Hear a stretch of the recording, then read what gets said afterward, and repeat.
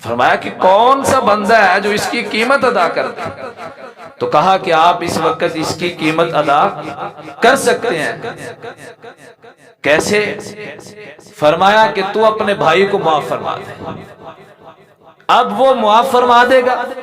किसी ने जो जुल्म किया था, ज्यादती की थी, मैंने इसको माफ कर दिया, तो अल्लाह रब्बुल आलमीन उस बंदे को वो मोहल्लात अता करता है। यानी इतनी फजीलत है, इतना मुकाम और मर्तबा है किसी भाई को माफ कर देना। मुख्तलिफ रवायात और मुख्तलिफ आयात के मुतालिब और मफाहिम से ये बात वाज़ेह होती है कि इंसान को गुस्सा आ जाए वो कंट्रोल करे और अपने भाई को अल्लाह की रजा के लिए मुआफ फरमा दे। इस दुनिया में भी अल्लाह इज्जत दे देगा और आखिरत में भी इज्जत दे देगा। आज हम क्या कहते हैं? पहली तो बात है माफ करना ही नहीं। अगर कोई माफी लेने आ गया फिर उसे खूब जलील करना, पूरे खानदान को वो लेके आ जाता है और फिर माफ करते हुए अपनी मनवानी भी है। ऐसे नहीं, ऐसे ऐसे नहीं, ऐसे। अगर मेरे साथ चलना है तो फलां रिश्तेदार के साथ नहीं चलना, अगर मेरे साथ चलना है तो फलां को नहीं बुलाना। भाई भाई कह रहा है कि अगर मेरे साथ चलना तो बड़े को रिश्ता नहीं देता, मेरे साथ चलना तो छोटे को नहीं बुलाना। और भाई शराइत लगा के माफ करना, इसकी कोई फजीलत नहीं। शराइत के बगैर अल्लाह की रजा और उसकी पसंदीदगी के लिए, अल्लाह की खुशनुदी के लिए अपने दिल से हसद, बुग़्ज़, अदावत, जो कीना है, जो गुस्सा है, इसको खत्म करो। अल्लाह दुनिया में भी इज्जत देगा, अल्लाह आखिरत में भी इज्जत अता करेगा। हदीस अल्लाह के नबी सल्लल्लाहु अलैहि वसल्लम फरमाया कि माफी मांगने से इज्जत में कमी नहीं आती और ना मुआफ करने से इज्जत में कमी आती है, बल्कि मोहब्बतों में इजाफा होता है। इसलिए दुनिया में और आखिरत में अगर इज्जत चाहे, इंसान को चाहिए माफ करने वाला और मुआफी देने वाला बन जाए। अल्लाह से दुआ है कि अल्लाह हमें हकीकी मानों में इस्लाम समझ के अमल की तौफीक अता फरमाए।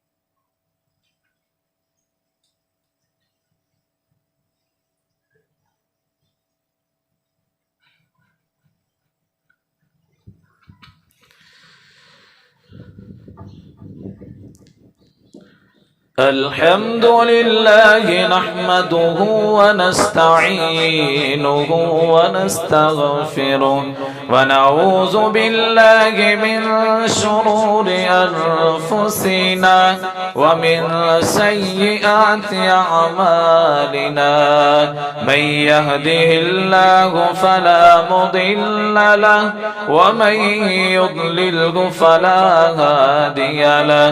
अशहदु अल्ला इलाहा इल्लल्लाहु वहदहु ला शरीका लहु व अशहदु अन्न मुहम्मदन अब्दुहु व रसूलुहु। अल्लाहुम्मा सल्लि अला मुहम्मदिन व अला आलि मुहम्मद कमा सल्लैता अला इब्राहीम वअला आलि इब्राहीम इन्नका हमीदुम मजीद। अल्लाहुम्मा बारिक अला मुहम्मदिन वअला आलि मुहम्मद कमा बारकता अला इब्राहीम वअला आलि इब्राहीम इन्नका हमीदुम मजीद। قال الله تبارك وتعالى في القرآن المجيد أعوذ بالله من الشيطان الرجيم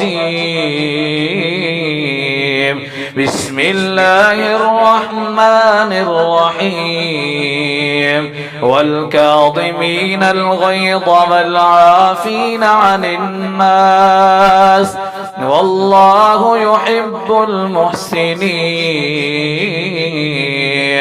وقال النبي صلى الله عليه وآله وسلم لا تغضب لا تغضب. اللهم ربنا آتنا في الدنيا حسنة وفي الآخرة حسنة وقنا عذاب النار. اللهم ربنا ظلمنا أنفسنا وإن لم تغفر لنا وترحمنا لنكونن من الخاسرين.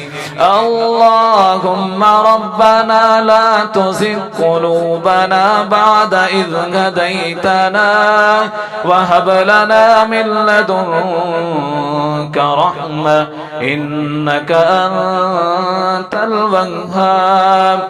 لا إله إلا أنت سبحانك إني كنت من الظالمين.